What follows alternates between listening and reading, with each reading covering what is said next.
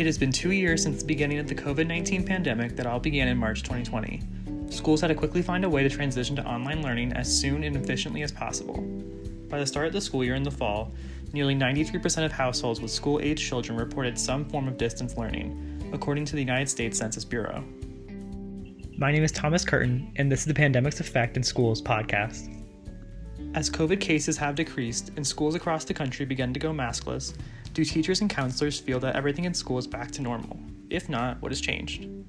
I would say, I honestly, I can't say this for sure, obviously, but I would say that I don't even know that the pandemic has impacted kids at this level as much as you would think it has. That was Melody Holloway, who has been a school counselor at Grande Innovation Academy, a K-8 school, for 7 years in Casa Grande, Arizona.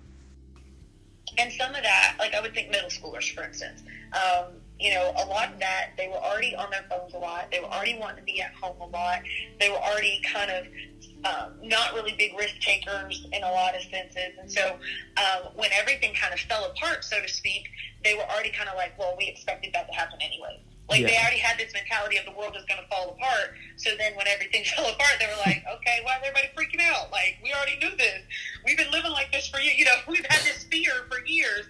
So I think it just highlighted and expedited a lot of things. I don't know that it created the social emotional learning gaps that we see. I think it just, like I said, just kind of brought it to the forefront. I also spoke with Lisa Montanez, a teacher at Our Lady of Mount Carmel School in Tempe, Arizona, who has worked in education for 20 years now, her last 12 in kindergarten. In fact, I've had a few friends who their parents have even said, this is my child's first experience in any sort of formal education. They've not been away from me. This is a parent talking to me. They tell me their child has not been away from them in almost 2 years. Wow. So I really see a lot of social things that I'm dealing with as far as children having separation anxiety from their parents, children not being able to interact age appropriately with their peers. These are kids who haven't really experienced a lot of play dates or even going to the park or anything of that nature in a long time. So I'm seeing a lot of interesting social dynamics that are unusual to this group. Are some of these kids like they've never even gone in person to preschool before, or is like this is their first ever in person school experience? Yes, I probably have, I would say 6 or 7 kids who have never been to school. So that that also lends into academically they're not where past classes have been. Most of the time, if a kid's been to preschool, they have a lot more just foundational skills. They recognize a letter. They recognize the letters in their names. I've had kids who came in this school year didn't know how to hold a pencil.